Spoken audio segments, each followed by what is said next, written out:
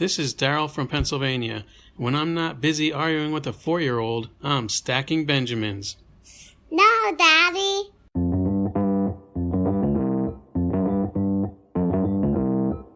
Live from Joe's mom's basement, it's the Stacking Benjamin Show.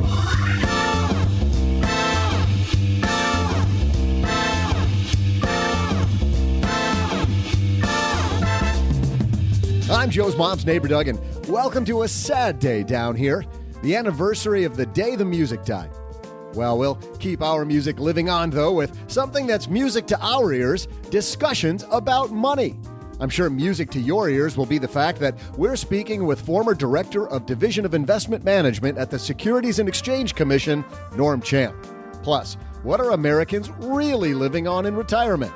Looks like that three-legged retirement stool might be on its last leg. Later on, we'll throw out the Haven Lifeline to a lucky listener, and, of course, we're also going to save time for my incredible trivia. And now, two guys who think the three-legged stool means bacon, beer, and burgers, Joe and O-G.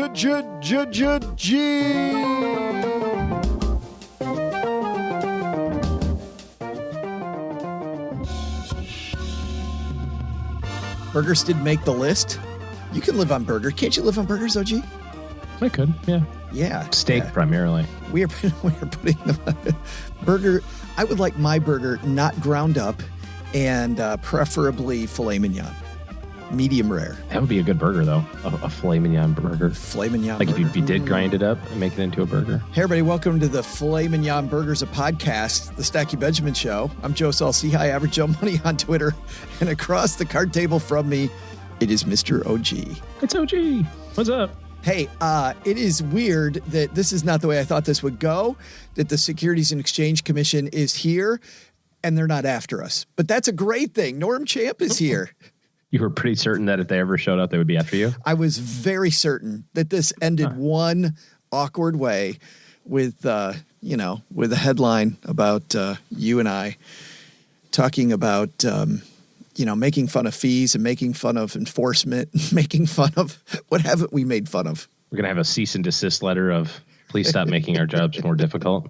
Not because we do anything bad. No. You got to be clear about that. Yes. No, it's not because we do anything bad. It's like, hey, we are, they're like, yeah, you remember when you guys made fun of that thing? We're like Batman. We take care of the bad guys when the law enforcement won't take care of the bad guys. Except instead of a cape, you've got a bag over your head. And the abs of Christian Bale. So it works out. Well, yeah, with that protective coating. Thanks to the Motley Fool for supporting Stacking Benjamins. Motley Fool Stock Advisor provides 2 stock recommendations per month and analysis. To kickstart your 2020 financial goals, Motley Fool is offering 5 of their favorite stock picks for free at fool.com/SB. Also, big thanks to Student Loan Hero for supporting Stacking Benjamins. Lots of discussions about student loans in the basement, our Stacking Benjamins Facebook group. Whether you have student loans or you're trying to just put together a better plan for your college experience for you or a loved one, head to studentloanhero.com to find out everything A to Z on how to avoid your own financial mess when you go to college. We got a great show. No Mess is here because we got the SEC here. Well, he's not with the SEC anymore. Norm Champ coming down to the basement. He's got a great new book out, OG, that is very much about what you need to know about managing money. It's a fantastic foundation. And you talk to Norm, and he's all about let's just put a great foundation in place. We're going to talk about that today. But first, we got some great headlines, so let's get started. Hello, darlings. And now, it's time for your favorite part of the show, our Stacking Benjamin's headlines. Our first headline comes to us from CNBC. It's written by Lori Kanish. Lori writes, here's where most Americans are really getting their retirement income. Now, before we get into this, we're going to just ask OG because he probably already knows. He's not seen this piece. What do you think? Where do most people get their money from for retirement? Banks. With a ski mask on over their head. They get it from their accounts. Yes. Oh, I don't know. I think that easy answer is Social Security. But if that's not the answer, then I'm guessing that it's probably part-time income. 40.2% receive income through Social Security only. People age 60 and up. 40.2%. That's their only source of income. That's their only source of income. Waiting for the Social Security check. Mm-hmm. And those aren't very large generally. They are not. Lori writes, retirement income is often thought to come from three sources, Social Security, pensions, and savings. That combination is often called a three-legged stool, a metaphor for the money retirees use to support themselves once they're no longer working full-time. However, a new report finds that very few retirees actually have, and she wrote, income from all three sources, but I would say very few people have more than one leg on their stool. Just 6.8% of older Americans age 60 and up who work less than 30 hours per week get money from Social Security, pensions, and savings, like a 401k, but 40.2% Social Security only. Even more troubling, 14.9% have no income from a pension, savings, or Social Security. 14.9%. Want a beer while we do this? That's some troubling statistics. If there was ever a reason, OG, for people to start saving, it's probably this piece right here. But do you think that people knew that and they said, well, that's not going to happen to me? Like, where's the crossover point of along the way, you're like, yeah, I got time. Yeah, I got time. Yeah, I got time. Oh, yeah, boy. I got time.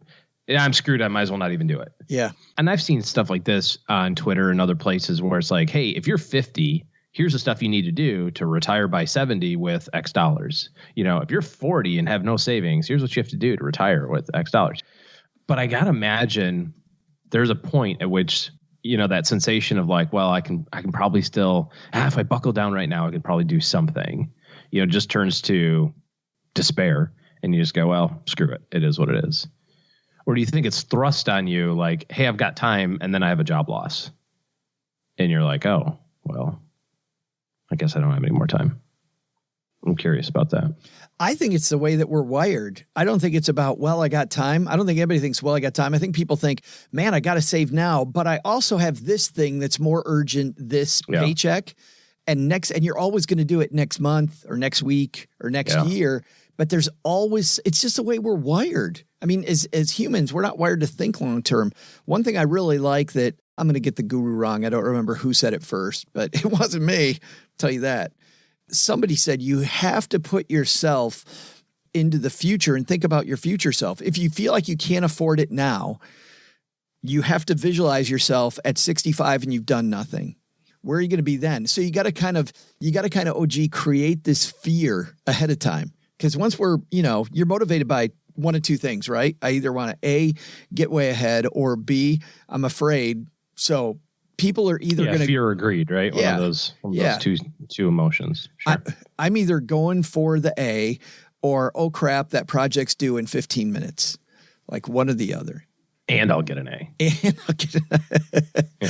And maybe it's a C minus. You know, you're right. You have to think about it into the future. You have to experience a little bit of that pain into the future to motivate yourself. Now, this is where it comes in handy to have so many systems set up. I was just talking to somebody the other day about future savings. We were kind of thinking about a year out. And I think it's important to have a plan for your money before you actually have the money sometimes. You know, if you know you're getting a bonus, plan on what you're going to do with the bonus before you get the bonus.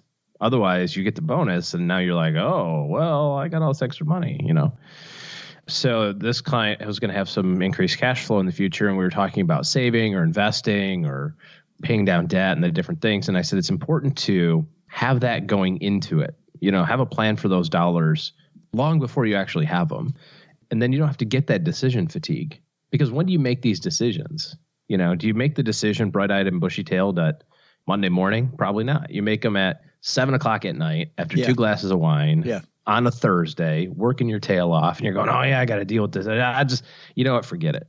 And there is such a thing as decision fatigue. So make it simple for yourself. Set up systems, set up processes that you don't have to inject yourself into. You don't got to think about it more than once. You set it up one time and you just go, okay, every dollar, I've got an alert. We use Ally for our checking account.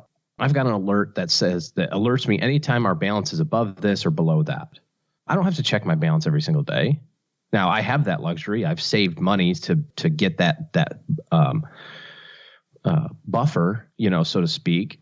But I know what my spending is. Most of us have a general idea of plus or minus where we spend. So once you get your cash reserve and your paychecks are going in, you could say, oh, I'll just set a reminder to alert me when my account balance is over this thing. And then I do this thing. And, and it's like a 1 second transaction. So 1 second thing.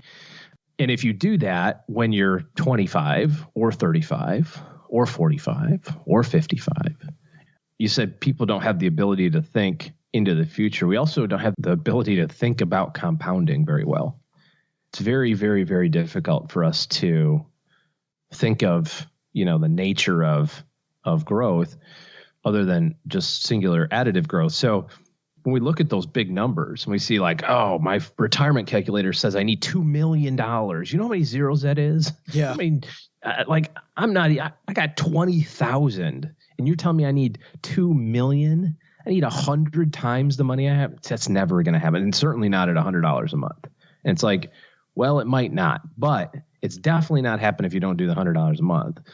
And you're going to be a hell of a lot closer if you just do something. So that's why I like milestones. That's why I like these shorter term milestones, OG, setting those up so that I'm just looking at this one signpost. When we started running marathons, I had real trouble. You're looking at those little stripes in the road. You're like, okay, I got to make it another 11 feet. 2. And another 11 feet. Almost. I mean, you're joking, but almost. We started using this program where we would run for 7 minutes and then walk for a minute. And all of a sudden, I was running 12, 13, 14, 15 miles without really thinking about it because I was thinking about 7 minutes, not 15 miles. And, 7 minutes later, I've run another half mile. And then I start running again. I run another half mile. And before you know it, you've run way further than you thought you ever could. It's cool stuff. I'll take your word for it. You don't need to prove it through going out there. Yeah. Our second headline, and I really don't want to spend a lot of time on this because it's been in the news nonstop, OG, but we definitely should talk about this. This is everywhere. We've got it from MSN.com.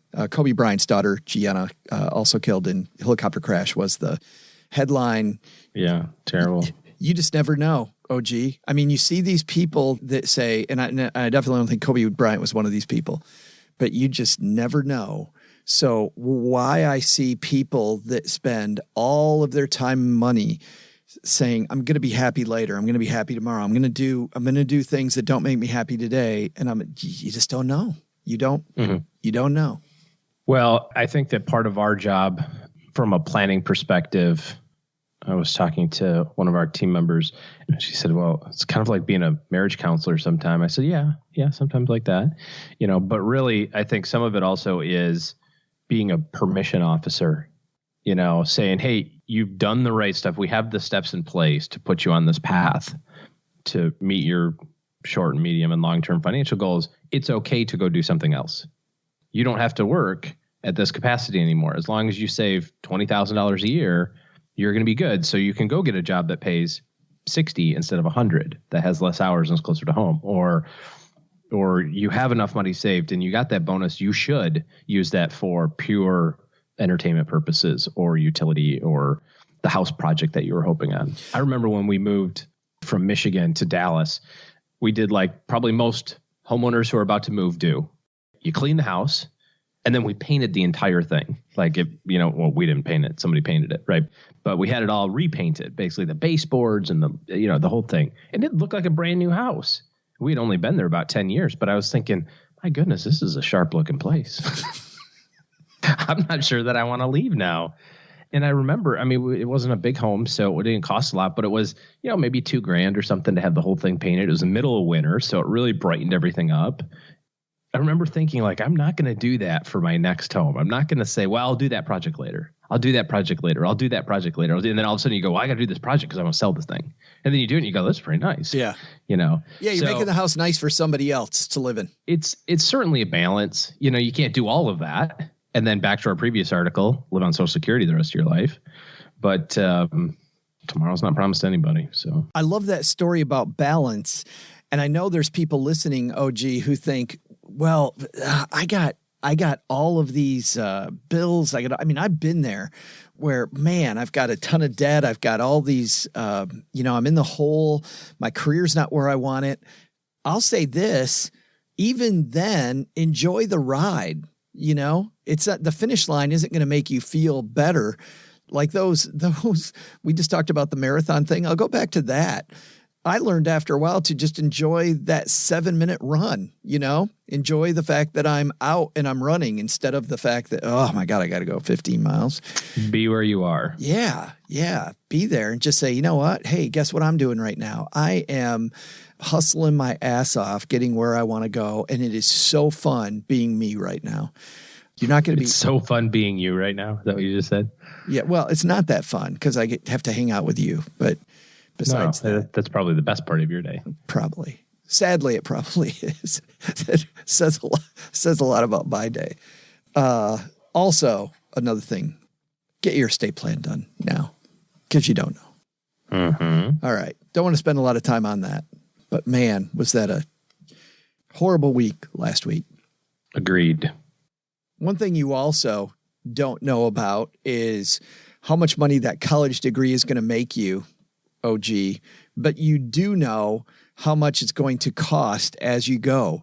And while college is never a straight ROI consideration, having a strategy about how you take out debt and if you're going to take out strategic debt is a huge part of any college experience. And that's why we partner with Student Loan Hero. If you go to studentloanhero.com, what you'll find is that they have all of the resources that you need to make good decisions about funding your education, whether you've already been educated and you should have a debt strategy instead of just debt, or if you or a loved one are on your way. So right now I'm headed there, studentloanhero.com. And I'm going there because across the front page, you'll see everything that they do, whether it's refinancing your loans. Right now, the top piece there is the 8 best banks to refinance and consolidate student loans. 10 essential things to ask before refinancing your student loans. That's a big one. If you're looking to lower your payments because you're struggling to make your payments, everything you need to know about income-based repayment, the ultimate guide to lowering your student loan payment, and the ultimate guide to paying off your student loans faster, or straight out student loan forgiveness, the complete list of student loan forgiveness programs and options, public service loan forgiveness. Do you qualify? Parent Plus loan forgiveness is possible. Here's how to get it. All that plus product comparisons like at their sister site, Magnify Money, calculators, prepayment calculators, refinancing calculators, public service loan forgiveness calculators, income-based repayment calculators, quizzes that you can take, a list of the must-reads, and more. Head to studentloanhero.com to better finance your educational journey. I think our takeaways here, number one, be here today and get your estate plan together. I think that's probably the big one. And then number two is, even if you feel like you can't save today and you've got a lot of more important stuff. Yes. Yeah. You got $25. You have 25. I guarantee that you have $25. Set up an account, put $25 a month into it. Don't ever touch it.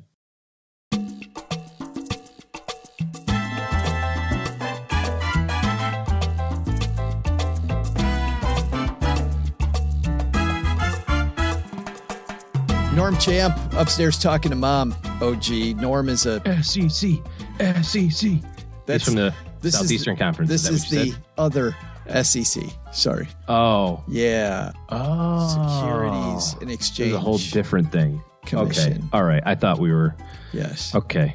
This is going to be a lot more boring than I thought it was going to be. You thought we were going to talk Bama football. I was pretty sure that that's where this was going to head. We're going to talk about whether the Razorbacks are going to actually turn it around and quit playing JV football. Yeah.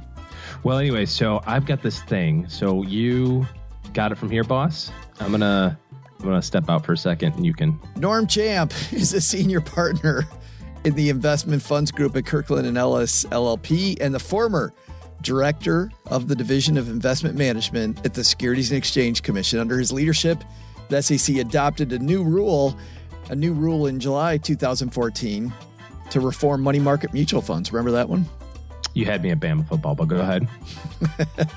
Yes, I do remember. Money market mutual funds. Today, though, we're gonna ask him. You can't have a guy who's done what Norm has done and not talk to him about what happened during the financial crisis and under his leadership. But we're not going to dwell on that. He has written a great book about just the foundation called Mastering Money: How to Beat Debt, Build Wealth, and Be Prepared for Any Financial Crisis. Norm Champ coming down to the basement.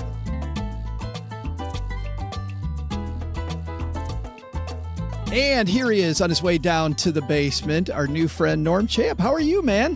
Hey, great. Thanks for having me. Well, I'm so happy that you could be with us. You have had a desk at a place that a lot of people, especially the finance nerds who hang out here, Norm, wonder a lot about. And I know it was a topic of your first book, and I'm going to get to Mastering Your Money here in a second. But tell me about life at the Securities and Exchange Commission. How did you end up at the SEC? I came out of law school a long, long time ago. I was first at a law firm, and then ultimately I left to become a partner in an asset manager, so hedge fund manager. And we ran long, short equity hedge funds. And I did that for quite a while, from 99 to 2009. And, towards the end of that, you're starting to think, am I going to be doing this for good? Those kinds of thoughts. And then the global financial crisis happened. And I really had this sense of the SEC, of all regulators, probably took the biggest hit from the global financial crisis of anyone, right? Because not only what are you doing, are you watching the store, but then the revelation that they had examined Bernie Madoff, examined Alan Stanford, and missed those massive frauds. And so I'm kind of looking from the outside in, and I'm thinking, boy, that's a tough thing. I dealt with the SEC my whole career, and here it is, kind of on the ash heap of history. So I approached a friend of mine in the spring of 2009, and I said, I'm wondering whether the SEC could use a guy like me, who's been a law firm guy, but also a partner. So you reached out to them? Yeah, so I reached out to a guy. A buddy of mine was the head of examinations, investment management examinations in New York, Tom Yolsey, unfortunately, who passed away later from cancer. But he was the head of exams, and I reached out to him. We were having lunch one day. I said, Tom, what do you think? Would the SEC benefit from a guy who's been a partner and investment manager? He said, yeah, that's great, because I'm going to leave this job and you should get it. It took almost a year. Getting into the government takes forever. But I did, in January of 2010, started as head of exams in New York, quickly got promoted to deputy director of exams for the country. And then at the 2.5-year mark, Mary Shapiro, she had made me promise to stay for 3 years. And at the 2.5-year mark, she offered me the directorship of the Division of Investment Management that regulates our industry. And you figure that's probably an offer that comes around once in your career. So I took it. So I ended up staying 5 years. Having been in the investment management business and that field kind of my whole career, to be involved even a little bit in policymaking in the field was really special. You give some people some great advice in mastering money, but you also talk about how when you were with the SEC, Norm, that you saw some incredible sadness and some people that maybe, I don't know if the word should have known better is appropriate, but people being ripped off because they went to bad places for advice. Yeah, it's a great point, because finance nerds are kind of those of us in the business, right? People are focused on the big cases, the headline, this big manager had this problem or something. But really, the vast majority of what the SEC deals with is what is called affinity fraud and just straight out fraud, which means I tell you, hey, I'm going to manage your money, and I just steal it and I use it to build a new house or whatever. I mean, it's really sad.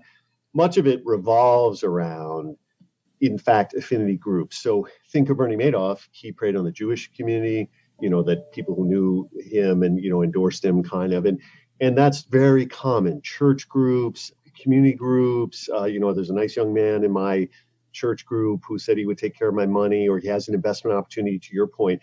And really, one of the main points I'm making in the book is if you can build some net worth, which is my whole, my dedication is for the net worth warriors, right? if you can build some net worth, you really don't need to go beyond mutual funds for your investing for a very long time. And to your point, what happens is people fear investing. And so they pick some crazy scheme that, I talk about the pension, buying pension remainders, that kind of thing. You just need, if you can get yourself to ingo ahead of expenses and get yourself to some net worth, stick with mutual funds, which are heavily regulated by the U.S. government, right? Doesn't mean you're going to make money on the investment, but we literally have never had a fraud around mutual funds, right? And so stick with those for a very long time. I say until $500,000. I mean, there's no magic number, but sure, there's no reason for anyone to venture outside mutual funds for a long time. Well, and let's dive in. You cover a lot in Mastering Money, but what's funny, even before we dive in, just to backtrack just a little bit, even before the SEC, you wrote in your introduction that you were born kind of in Missouri, I believe, into kind of financial chaos. So you're not somebody that was born into the world's greatest financial household. Can you talk about that a little bit, about your financial background? Yeah, no, absolutely. So as I talk about it, I always say chapter 2 of going public is written in my blood, right? Because pretty hard to be that personal, but I think part of how you connect with readers is, in fact, you do have to be personal. And yes, I grew up in what appeared to be very comfortable circumstances in Missouri, suburbs of St. Louis. My family had been there a long time.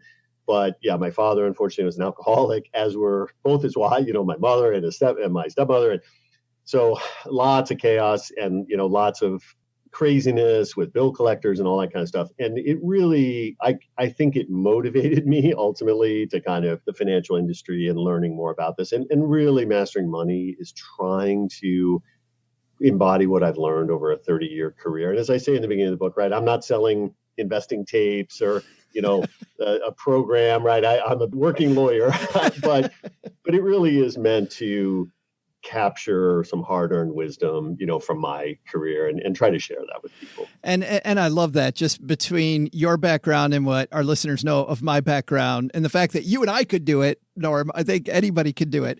There you go. You start off by talking about the fact that we are hardwired as humans to be impulsive. Can you talk about why that's where you start the book? Well, because really, if you think about the book, it's 3 pieces. Cut down the outflow, increase the inflow. When you get one above the other, start investing and saving, right? It's kind of a 3-piece thing. And the cutting down on the outflow is so hard because we are programmed for now, right? People are not programmed for 20 years from now. Let's face it, I'm not saying we're not going to have a consumer society. We're going to have a consumer society. I get it.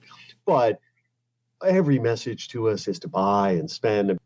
How often do you see something, buy this and save 20%? Well, as they always say, don't buy it, save 100%, right? So I think that so much of trying to get control of that outgo flow is really, now, you can read all the controversy on the web. There are people who say, don't buy the coffee in the morning, and there's people who say back, oh, that's ridiculous, and I don't want to get into all that, but it is important to try to get a hold of the outgo, because every message to us, buy the new TV, buy the new car, all those things. And for instance, take the car example. Amazing. Almost the majority of people who have a car loan owe more than the car's worth. Yeah. And that's because you trade in and you keep adding, and it's crazy, right? So anything people can do, that's why they're really focused. If there's, and we're obviously trying to share strategies, websites, apps, all the stuff that people can try to do to cut down on the outflow. That's got to be step 1, because if you can't do that, the rest of it doesn't really follow. Well, and it's funny because companies more and more, obviously, they know, especially the time of year, Norm, that we just went through, the holiday season, right? I mean, they call it Black Friday for a reason. They're cha-chinging. They have all these experts that know how to prey on what we want to see. But you focus in really early on in one area where we're especially susceptible. And that is, it was a little so surprising to me, but it's so true, subscriptions. You say these subscriptions really are where we're getting hit hard, and it's difficult for us to get back off the hook. And that's an easy one. You go online or Twitter, you see all the fighting about, do you cut out the cup of coffee, right? I'm trying to hit one of my lines, that I always say is, you look at these surveys, majority of America, or, it's about a third of Americans say they don't have $400 for a car repair. Well, I guarantee you they're getting charged probably at least $100 or more in subscriptions and phone fees on their phone that they're carrying around, right? And so you think about, I think about it every day. Every time if you're on Twitter and you click on an attachment, right? 9 times out of 10, free subscription, do this, do that, right? And what happens is it's like barnacles on a ship.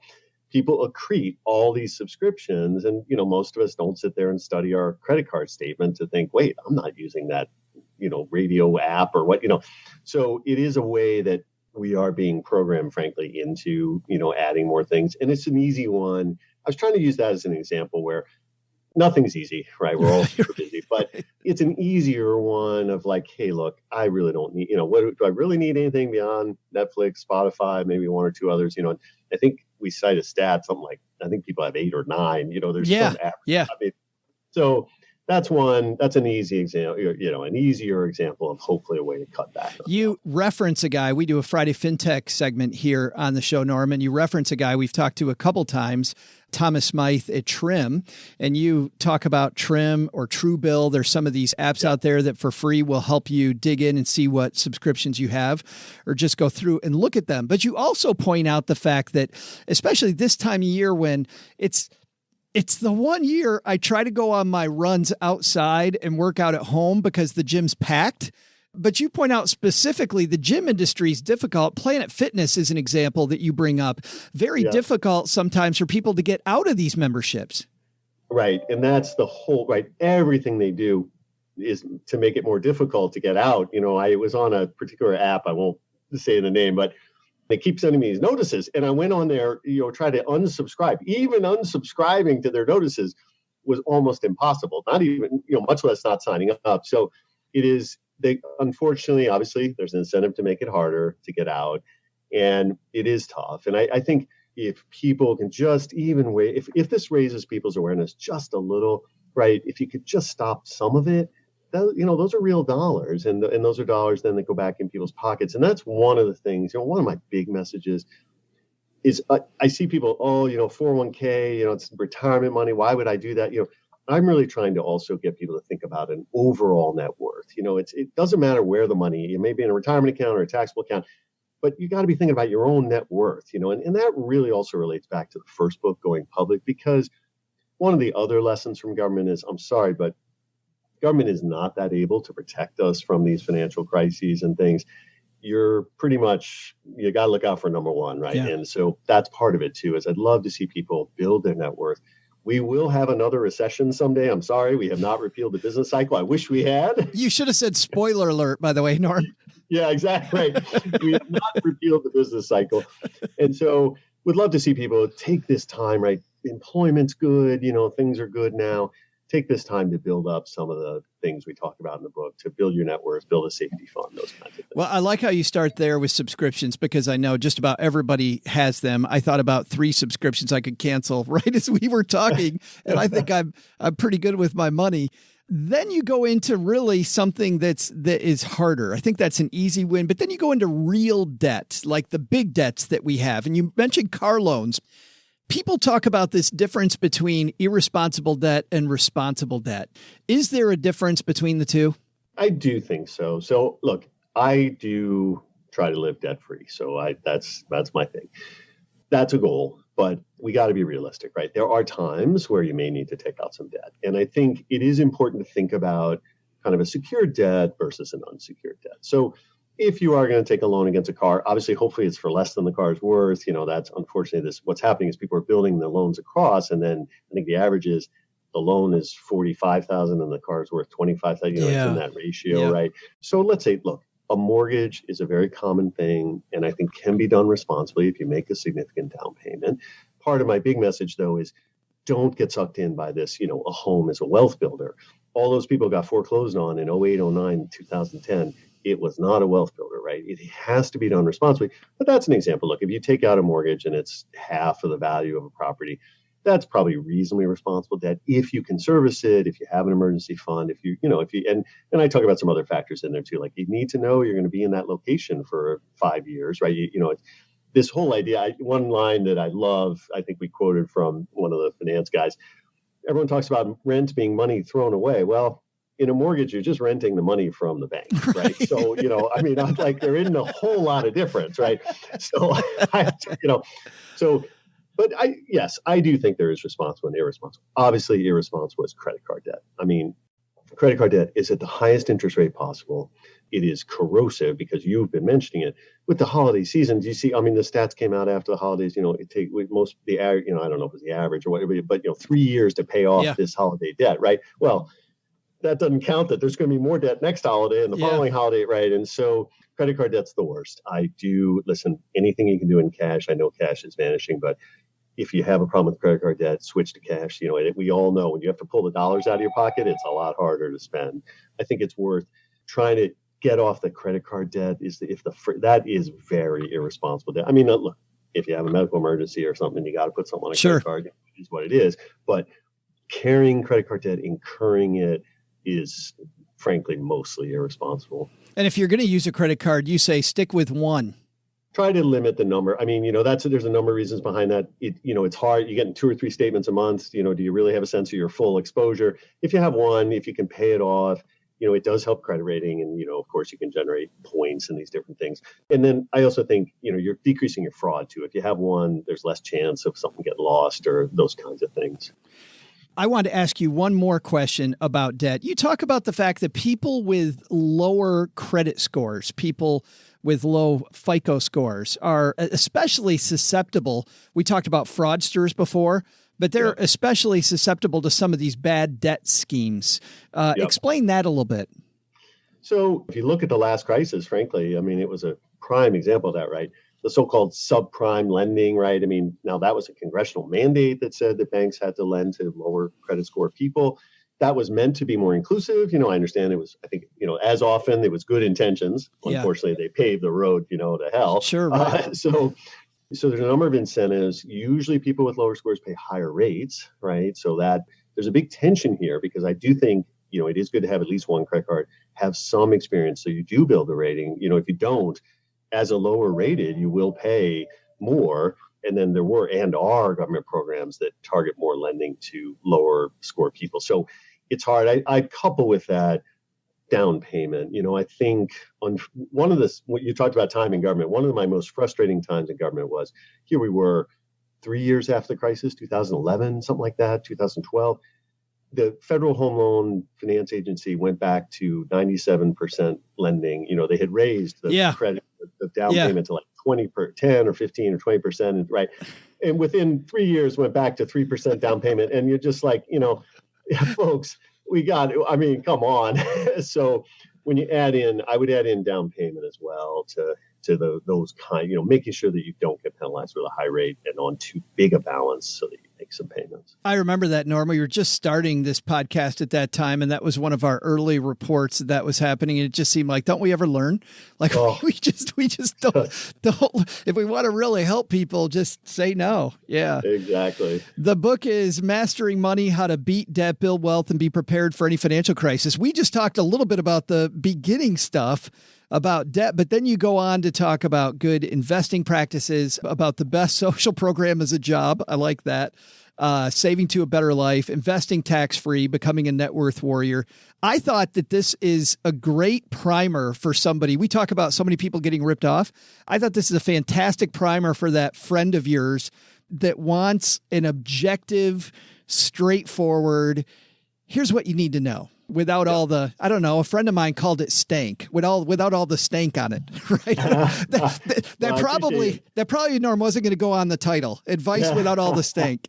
Well, I appreciate that. Here's one anecdote to that end. The Ad Council has done some work to try to get out there and, put some messages out about financial literacy. And I saw one that said, be the rich, eccentric uncle you wish you had or something. It was on the bus stop. And I thought, you know what? That's way too subtle. And so the book is really meant to be, like you say, it's back to basics, save more, spend less, earn more living, try to put the money to work. It's back to basics. And I'm assuming it's available everywhere. Yep. Amazon, Barnes & Noble, the whole thing. And you know what? We'll have links not only to that, also to Norm's first book, about working at the SEC at our show notes page at stackingbenjamins.com. So we got you covered if you're walking the dog or on your commute. Norm, thanks for taking a little bit of time out of your busy schedule to hang out with us and talk about mastering money. I really enjoyed it. Thanks so much for having me. Hey there, budding stockbrokers. I'm Joe's mom's neighbor, Doug. And I mentioned earlier that today is the day the music died, which is the tragic anniversary of when music stars Buddy Holly, Richie Valens, and J.P. Richardson, a.k.a. The Big Bopper, all passed away in a plane crash. In commemoration of the event, songwriter Don McLean made an 8.5-minute folk rock tribute piece dedicated to the memories of the three stars. Now here's your question. What is the name of Don's song? Really, seriously, what's the name? I'll be back with your answer and my own rendition of the classic song right after this. I remember the early days when I was very curious about investing and wondered about stocks and how to invest. And I didn't understand really how owning stocks would make my money work for me. Well, then, like I did, turning to The Motley Fool is a great place to go. The Motley Fool provides advice and guidance that cuts through the noise of standard business sections and websites and gives you simple, easy-to-use analysis to help you understand the market and then make better decisions. Motley Fool was started by two brothers, Tom and David Gardner. They founded it out of their garage in Alexandria, Virginia. Both of them are still with the company. Tom's the CEO. David is the lead stock analyst and a board member. Motley Fool's become well-known analysts, identifying the leaders and trends before they become everyday aspects of life. They recommended Amazon in 1997 as an example, and Netflix in 2004, Marvel, now, of course, Walt Disney in 2004. What I like best about the Motley Fool is understanding why companies move the way that they move. Often I find that investors make moves with their stocks for completely the wrong reasons. The Motley Fool was a great resource for me, helping me learn more about the heartbeat of a company and exactly what a good stock pick looked like and what a horrible stock pick looked like. So to kickstart your 2020 financial goals, Motley Fool's offering 5 of their favorite stock picks for free to stackers. Head to fool.com/SB. That's fool.com/SB. Welcome back, you rising financial star, you. I'm Joe's mom's neighbor, Doug, and you know what time it is. It's time for your trivia answer. I know I told you I'd have my own rendition of Don's song, and I promise that you'll get that as soon as I get a glass of water. My throat's, it's just so dry. I don't know, I had dry mouth all night. It must have been something I drank last night. I don't know. Okay, all right, I'm trying my best here. Here we go. 1, 2, 1, 2, 3. Okay, my bad. I've just got this feeling that I'm going to sneeze any second. You know that feeling when it's just like you could feel it? It's just like that feeling, and then you feel it. And anyway, it's not going to make for very good radio. Spectacular, Steve. You can probably cut that part out. That's not my best work. Man, really wish I could do this song for you, but I'll have to wait until later. I mean, in the meantime, though, I can at least finish up your trivia. Before the break, I asked you to name Don McLean's famous song that he wrote in honor of the day the music died. And your answer? You said American Pie. Even if you were somehow thinking about the unrelated movie series, you'd be accidentally right. On the topic of movies, the La Bamba movie, La Bamba, La Bamba, that movie covering the rise of Richie Valens also went on to pull just over $54 million on a budget of just $6.5 million. That's an investment right there. While I'm not looking for any cash or fame, I will give my own rendition here soon, just after I take a bathroom break. See ya!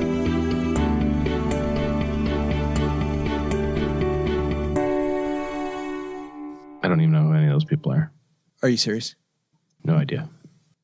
Bye bye, Miss American Pie. Drove my Chevy to the levee, and the levee was dry. I know the song. I don't know those people. Good old boys. Richie Valens. La la la la la bamba. La la la la mama. No. No, keep going. I might get it on the second verse. You have no idea who any of those people are. No, but if you sing some more, maybe it'll come back to me.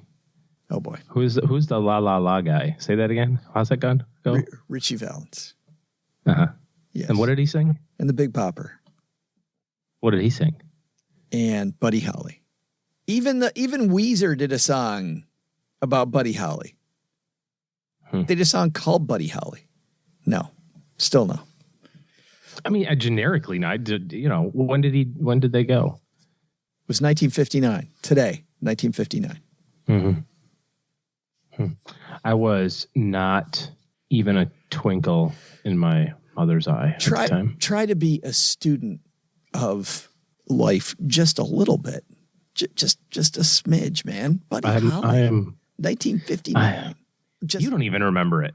And you're way old. Buddy Holly's music is incredible, man. It keeps getting covered all the time. There's a fantastic... it's because it's out of copyright. It's so old. There's a fantastic... it's in the free domain now. Cover album. You could cover it if you wanted to. No, you were doing a good job earlier. Yeah, nice. I'm aware of these musicians. All right. Would not have them on my Spotify list. Which, by the way, we had that Spotify thing. Nobody got even close. Did you get some entries? I did. Yes. Yeah, we should talk about that later. Swings and misses. Big time swings and misses. Yeah. All right. Why don't we quit stalling and throw out the Haven Lifeline? Yeah, because she's out there splashing around, going, help, help. And we're sitting up here talking about Buddy Holly. Let's throw it out there. Julie's like, hey, me. Let's throw out the Haven Lifeline, and we'll tackle some of life's most important questions. Our friends at Haven Life Insurance Agency put what you value first. Super old music. It's so good. Buddy Holly, such good music. Anyway, it's why they made buying quality term life insurance actually simple. Head to stackingbenjamins.com/Haven Life now to get a free quote. Because their application's simple, it's online. You get an instant coverage decision. Their prices are affordable. You don't have to wait weeks to find out your answer. And you know what? With all that time that OG would save, he could figure out what good music is. That's exactly how he could use it all that time. Today, we're throwing out the lifeline to our friend Julie. Say hi, Julie. Hey, Joe. OG. It's Julie from Vermont again. I wanted to say thanks about your advice on what to do with my small windfall. My spender husband really liked the idea of me, the saver, actually spending some money, so I figured I'd spend some of the cash on a return trip to the basement. Anyways, I wanted to ask about everyone's favorite VTSAX. I hear about it all the time, and the idea of a total stock market fund sounds great. But why is Vanguard's fund so much better than, say, SWTSX from Schwab? And what's with that $3,000 minimum buy-in? Is that just because I have a Schwab account instead of a Vanguard account? Is it really better because there's a minimum? To stop rambling, I guess the real question is just what's the difference of funds of the same nature from different brokerage accounts? And does it really matter? Well, I've got to go see Doug about trading some more Sizzler coupons and check in with Mom. I didn't get to eat any of those cookies from last time that I helped her make, but I'm sure she got something in the kitchen for me. Anyways, see ya. Is Julie trolling us for cookies? Is that what Julie's doing? Sounds like it. It does sound like it. When swag's not enough and Julie finds out that some people Mom has sent cookies to. All right, Julie. Cookies coming your way, Julie. Maybe. If you're... You talk to the accounting department first. The guy with the green visor, the pocket protector. Talk to the people at Native Deodorant, see if they can step up a little more. Something, so that we can send out cookies. I'm so difficult finding the thread in there. So talk to one of our people. Talk to one of our sponsors. Need to sponsor. Oh, okay. We need another sponsor. I got it. Okay. We need the sponsor to send money to. So I guess today it would be Student Loan Hero, wouldn't it? We'll go talk to Brian over at Student Loan Hero. Say, hey, Brian, listen. Belly up to the bar.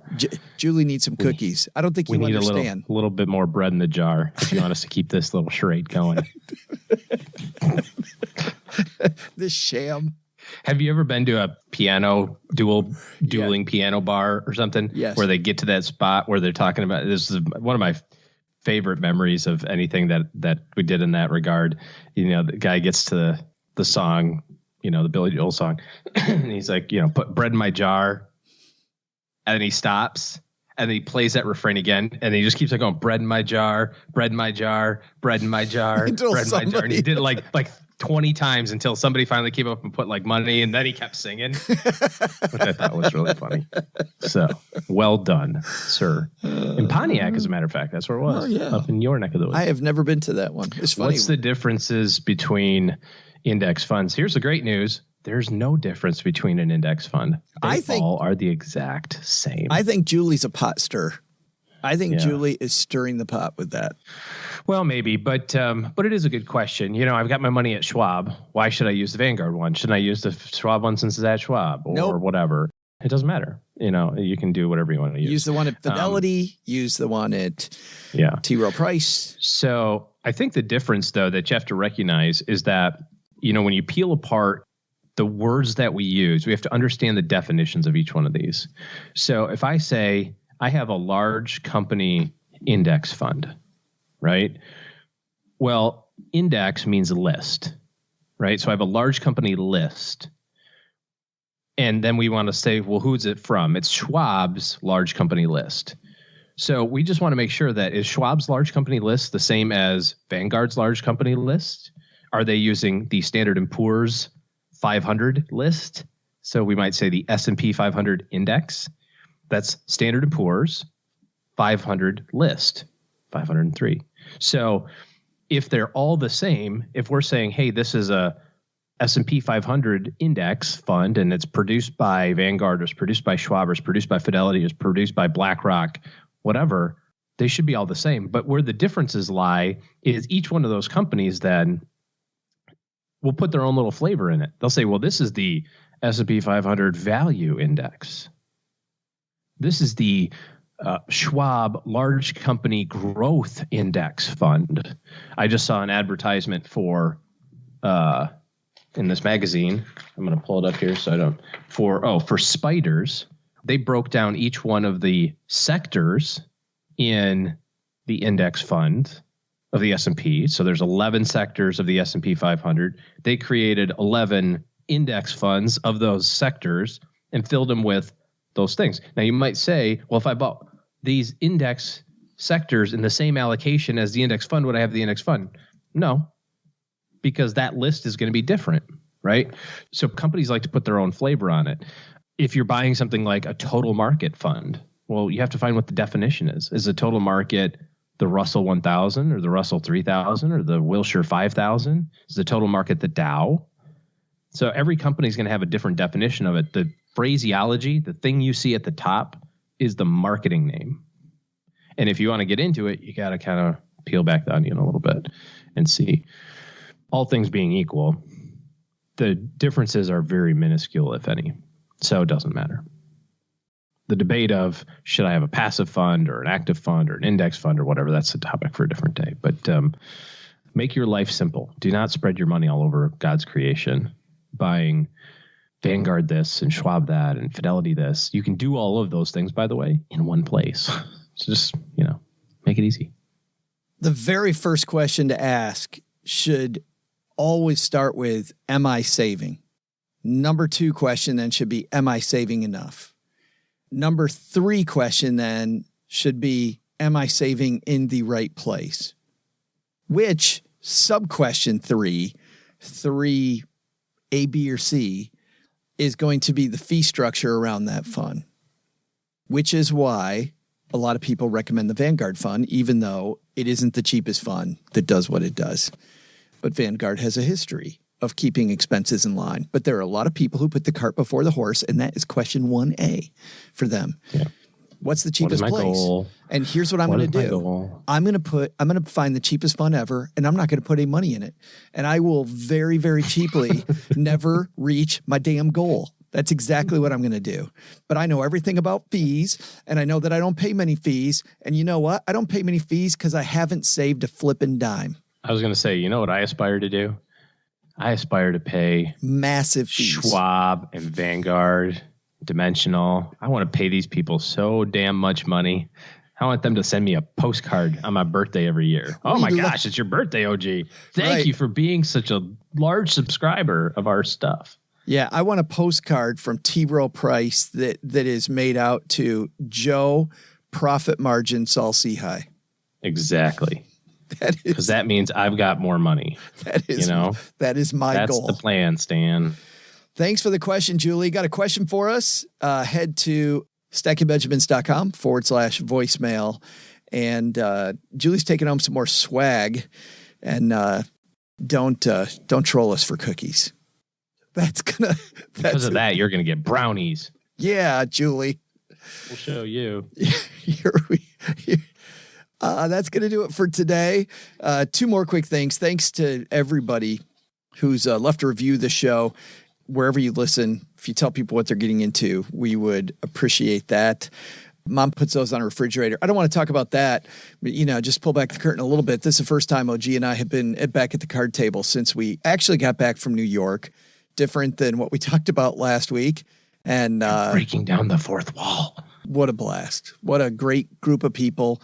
Big thanks to Shannon and her team at the Financial Gym. What a badass spot, isn't that? That was really cool. Yeah. Just a great spot. Kind of jealous.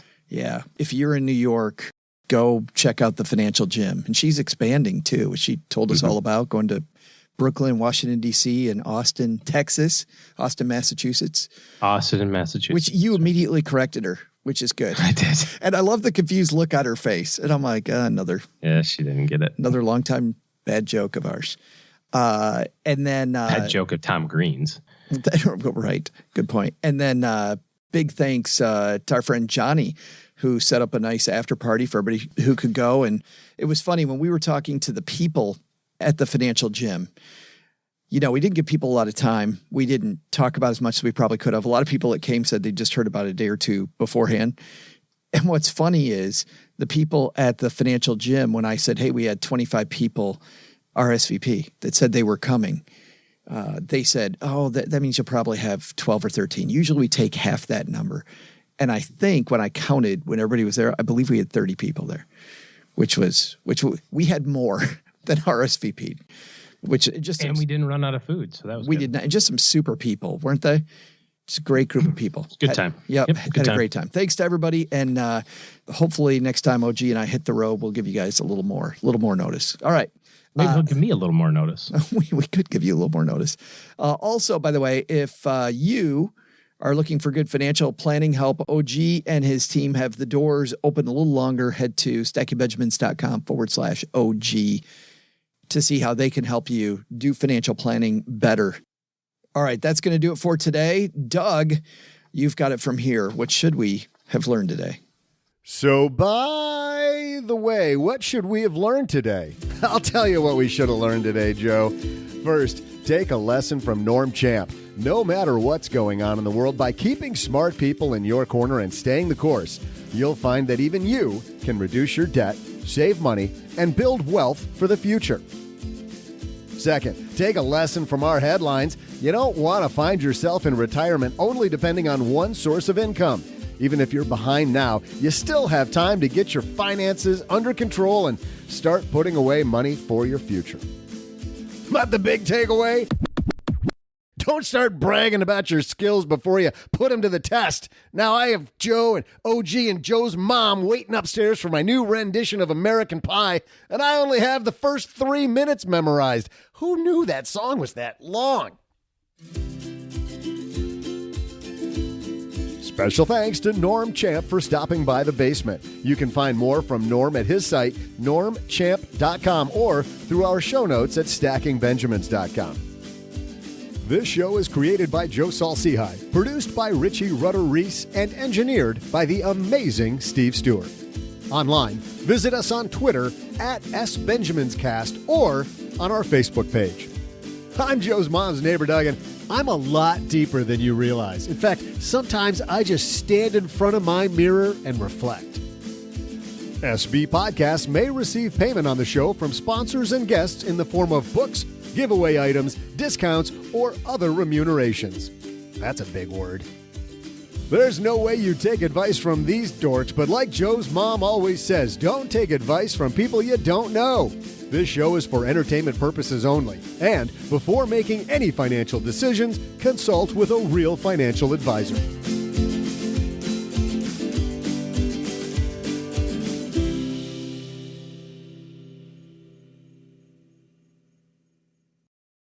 All right, this is off, right? We turned it. We're clear? Okay, good. Here, we're going to... Para bailar la bamba, para bailar la bamba, se necesita una poca de gracia para mí, para ti, para biba, oh yeah! Ah, man. Actually, I hope you got that, right? You recorded the... Oh, shoot. You turned it off? All right. All the great stuff is off mic.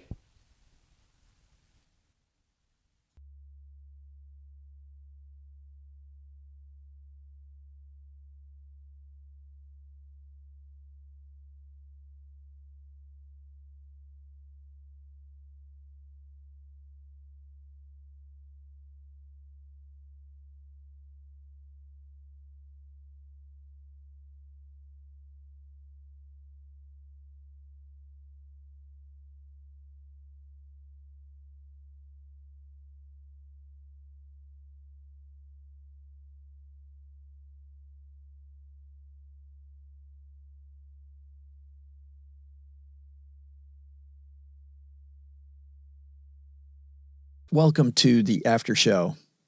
This is the part of the show that doesn't exist. What happens in this part of the show stays in this part of the show.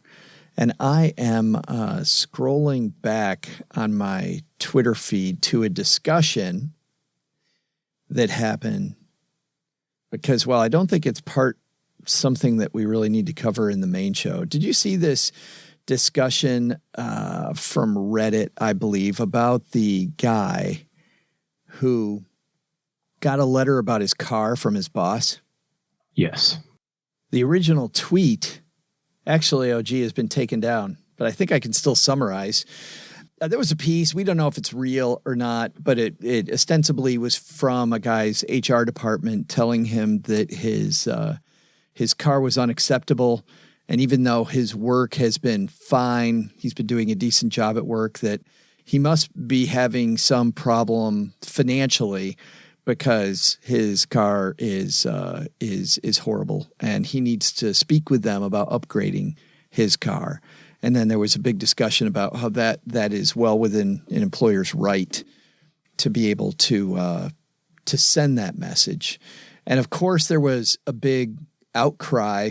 I'd be all like, well, sweetheart, boss said I got to buy a new car. Yeah, my thought process was actually different. I get the outcry and going, really? You can't tell me what to do with my car. You can't, whatever.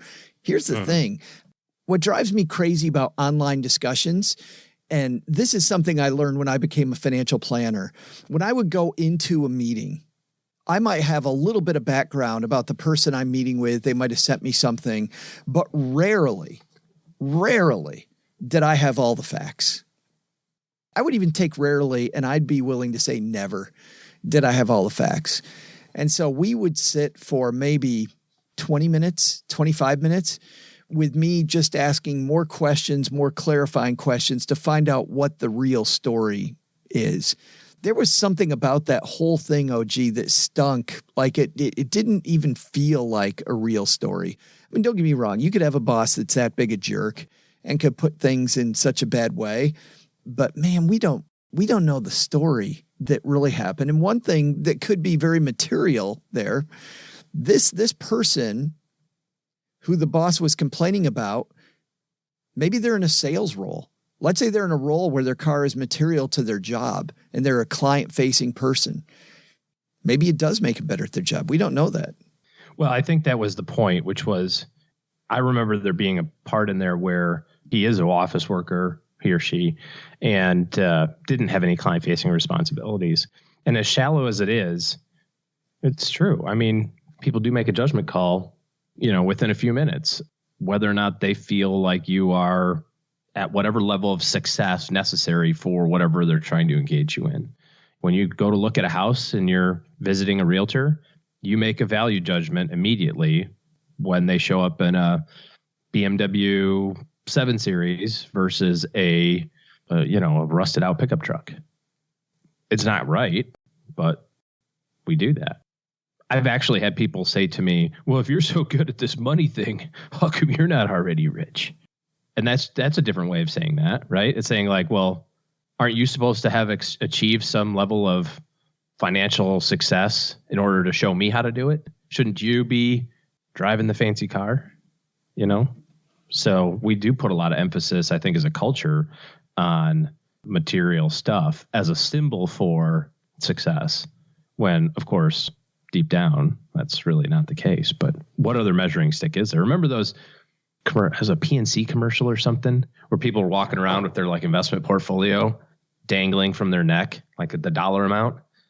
It was a slight to people who only worked with rich people, So like they're sitting in the lobby.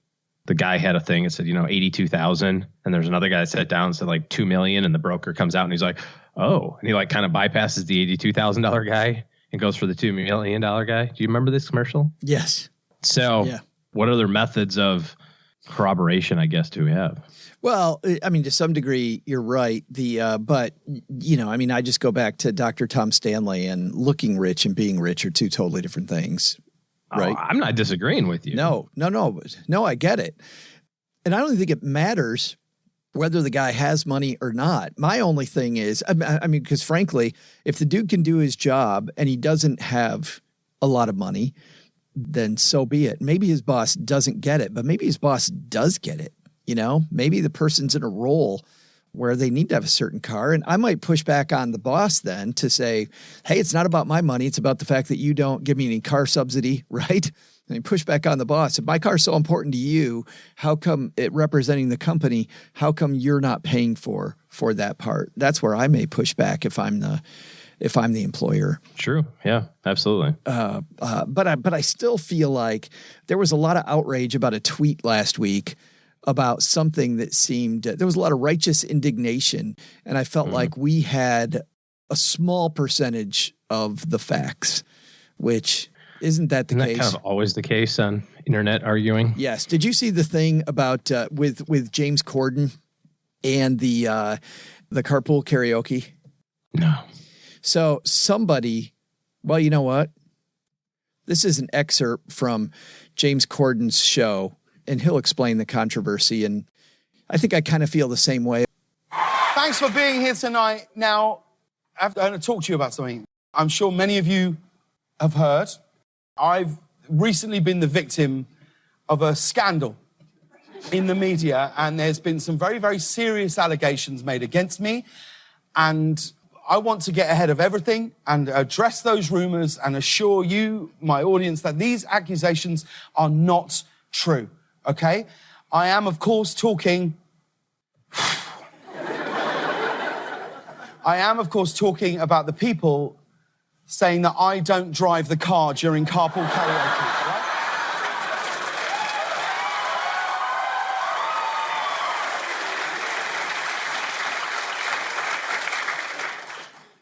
Now, I really hate that I'm about to say this, right? But fake news, okay? Now, to get you caught up to speed, a few days ago, somebody tweeted this video. Yo, it's the Biebs. They're doing carpool karaoke. That is so funny. Hey, Bieber. Who is that? Justin Bieber. Oh, my God. And James Corden. I know this looks bad. And what looks bad, just to stop there for a second, OG, is that they are in an SUV, which is being pulled by a truck. And so there's like cameras in the truck and these little the car's essentially on a trailer.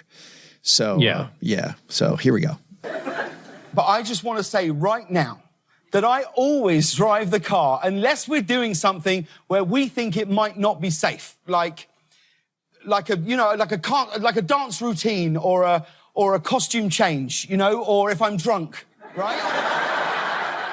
But in the case of Justin Bieber, it was a safety issue where we thought it was best to tow the car, right? Frankly, I just kept getting lost in his eyes, okay? Now, that current video that you just saw has over 13 million views, which is more than some carpool karaokes. right?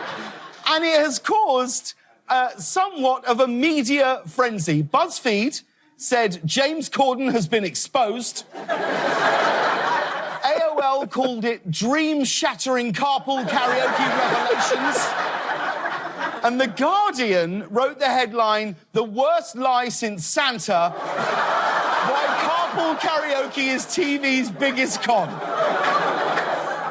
Look, I'm just shocked I've done something that upset people more than cats, right?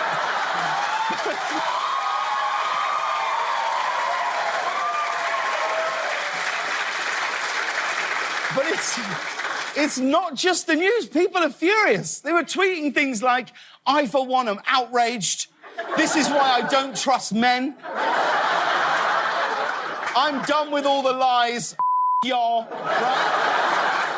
But the one that hurt the most was when I got called a liar, right? And that was by the Twitter user, Asgaze. Okay?